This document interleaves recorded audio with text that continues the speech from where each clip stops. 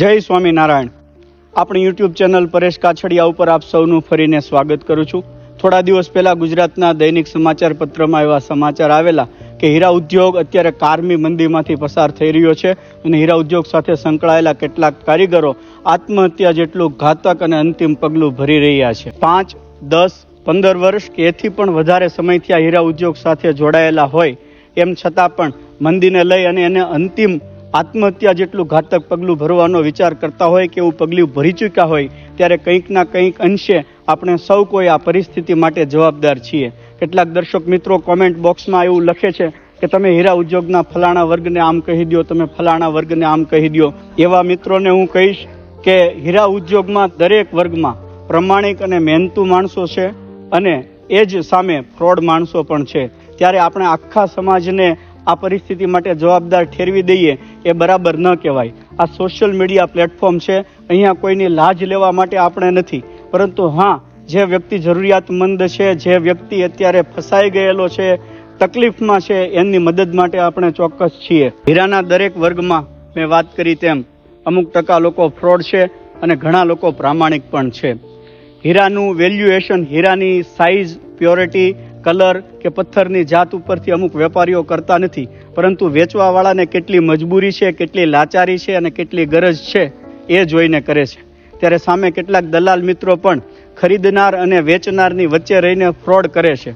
હીરા ઉદ્યોગની ભાષામાં એને ગાળિયો કર્યો કહેવાય। ત્યારે કેટલાક કારખાનેદારો પણ પ્રામાણિક અને મહેનતુ દલાલોને પેકેટ આપી અને 10-15 જગ્યાએ દલાલ પેકેટ બતાવે, મહેનત કરે અને ત્યાર પછી જ્યારે એની માર્કેટ વેલ્યુ નીકળી જાય ત્યારે પેકેટ દલાલ મિત્ર પાસેથી પાછું લઈ લે અને તોછડા વેણકે।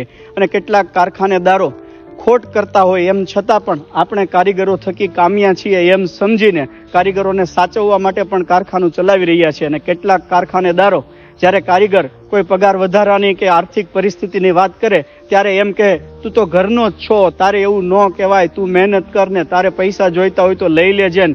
હવે એમ કોઈ બધા સ્વાભિમાનથી જીવન જીવતા હોય, એમ કોઈ પૈસા કોઈ પાસેથી માંગતું નથી, પરંતુ કહેવાનો મતલબ એમ છે કે શરૂઆતથી લઈ અને છેક છેવાડા સુધી હીરા ઉદ્યોગના તમામ વર્ગમાં ફ્રોડ થાય છે। એનો મતલબ એવો નથી કે બધા પરિસ્થિતિ માટે જવાબદાર છે। હીરા ઉદ્યોગમાં કેટલાક ઉદ્યોગકારો, વેપારીઓ, દલાલો અને કારખાનેદારો એવા પણ છે જે સમાજનું ઘરેણું કહી શકાય। જે હોય તે ગુનેગારોને કદાચ આ દેશનું ન્યાયતંત્ર મૂકી દે, પરંતુ કુદરતનું ન્યાયતંત્ર એને છોડશે નહીં। ચોક્કસ કુદરત એને પોતાના અંજામ સુધી પહોંચાડશે, પરંતુ અત્યારે વાત થઈ રહી છે કે હીરા ઉદ્યોગના કારીગરો અત્યારે આત્મહત્યા જેવું ઘાતક પગલું ભરી રહ્યા છે। અત્યારે આપણા સૌ કોઈનું ફોકસ આ વાત ઉપર હોવું જોઈએ। કોણ જવાબદાર છે, કોણ જવાબદાર નથી એ વસ્તુ પડતી મૂકી અત્યારે હીરા ઉદ્યોગના કારીગરોનો જીવ બચે એ માટે આપણા સૌ કોઈના પ્રયાસ હોવા જોઈએ। હીરા ઉદ્યોગમાં અત્યારે જે કારીગરો હતાશા અને નિરાશા અનુભવે છે એમને હું ચોક્કસ વાત કરીશ કે આ પરિસ્થિતિનો પણ ઉકેલ આવી જશે। સમય એક ધારો કોઈનો રહેતો નથી, સમય બદલાયા કરે છે, માટે આપ હિંમત હારશો નહીં, ધીરજથી કામ લેશો। અને હા, કોઈ પણ પ્રકારની ગુંગળામણ હૃદયમાં રાખવા કરતાં પોતાના હેતુ મિત્રો, સ્વજન, માતા પિતા, પોતાના વાઈફ કે પોતાના સમજદાર બાળકો સાથે તમારી હતાશાને શેર કરજો। ઉકેલ ચોક્કસ નીકળશે, કુદરત સૌનો છે।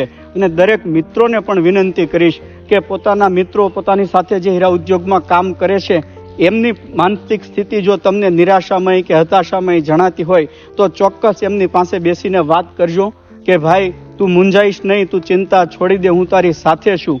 કોઈ પણ પ્રકારની પરિસ્થિતિ હોય એ તારા જીવ કરતાં મોટી નથી। ચોક્કસ કોઈ પણ પ્રકારનો ઉકેલ નીકળશે એવો આપણે આપણા મિત્રોને, આપણા સ્વજનોને હૂંફ અને પ્રોત્સાહન પૂરું પાડવું જોઈએ।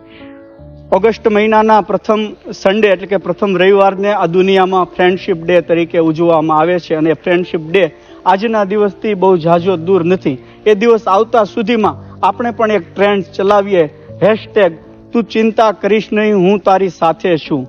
કોઈ પણ પ્રકારનો સપોર્ટ આવા હતાશ અને નિરાશ થયેલા વ્યક્તિને એક નવું જોમ અને બળ પૂરું પાડે છે।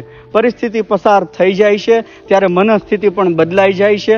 જે વ્યક્તિ હતાશામાં, ગરતામાં ધકેલાઈ ચૂક્યો હોય એ વ્યક્તિ પણ ઉત્સાહમાં અને હિંમતમાં આવી જાય છે।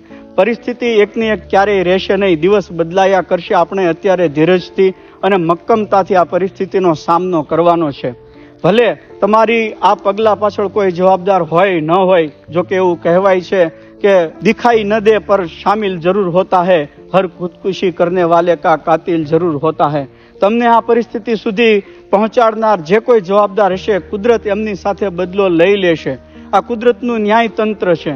તમે બદલો લેવાનું છોડી દો. તમે અત્યારે અગત્યની વાત એમ છે કે તમે તમારો જીવ બચાવી લો. તમે નિરાશામાં જીવન જીવોમાં, તમે ઉત્સાહ અને આનંદથી આ પરિસ્થિતિનો સામનો કરો. પરિસ્થિતિ ચોક્કસ બદલાઈ જશે, દિવસો ચોક્કસ રીતે ફરી જશે.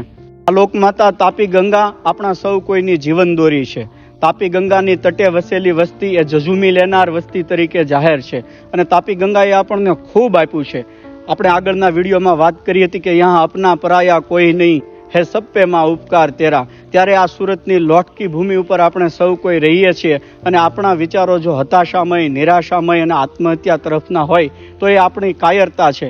હું પરિસ્થિતિને સારી ગણાવતો નથી, પરંતુ પરિસ્થિતિ ચોક્કસ ખરાબ છે, પરંતુ આપણે કોઈ પણ સંજોગોમાં એ પગલું તો ન જ ભરવું જોઈએ. પરિસ્થિતિનો ઉકેલ આવશે જ, આપણે સૌ કોઈ આશાવાદી છીએ. ત્યારે ગુજરાત ડાયમંડ વર્કર યુનિયનને પણ આપણે સૌ કોઈએ ધન્યવાદ આપવા જોઈએ, કારણ કે એમણે હતાશ અને નિરાશ થઈ ગયેલા કારીગરો માટે એક હેલ્પલાઇન નંબર બહાર પાડેલ છે.